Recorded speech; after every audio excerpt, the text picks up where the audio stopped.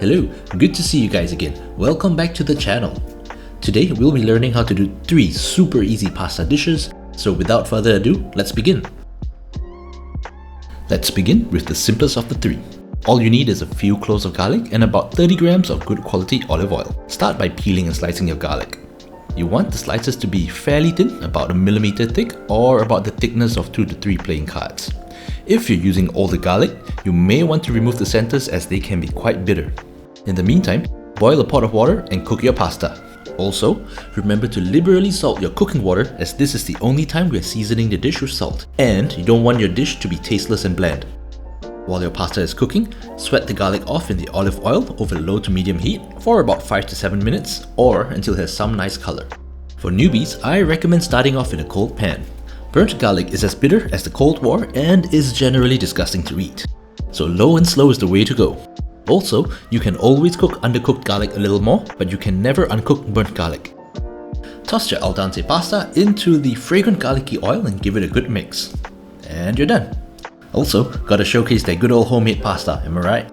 While you can add cheese to taste, it would technically no longer be aglio olio. I mean, the name literally tells you what goes into it. Enough about that, let's move on to the next dish.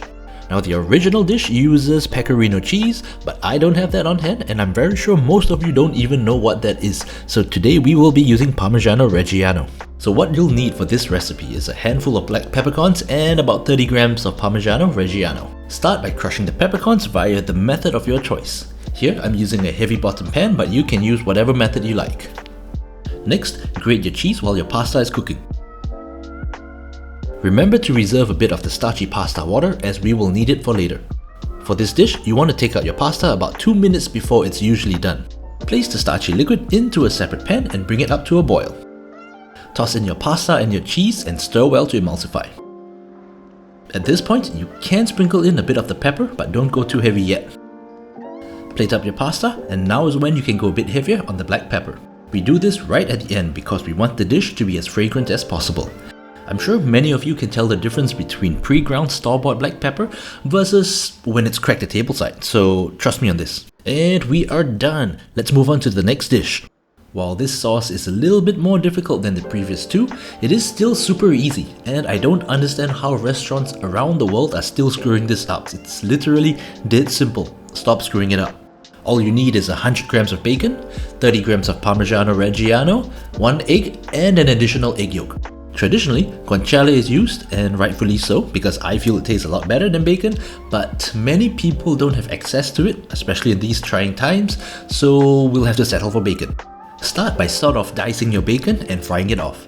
And yes, you can fry them off first and then chop them later. When your bacon is done, drain it off on some paper towels while we prepare the other ingredients. In another bowl, crack in your eggs and toss in your grated cheese.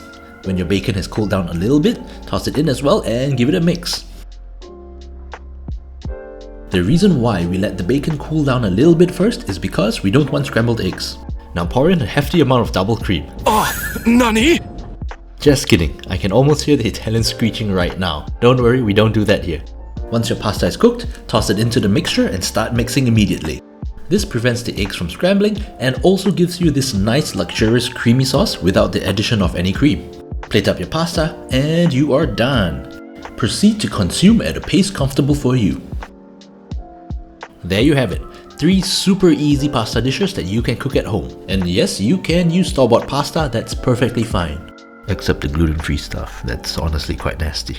If you enjoyed the video, you know the drill. Hit that like button, share it with all your friends, and please consider subscribing because it really helps the channel. Thank you so much for watching, and I'll see you guys in the next video.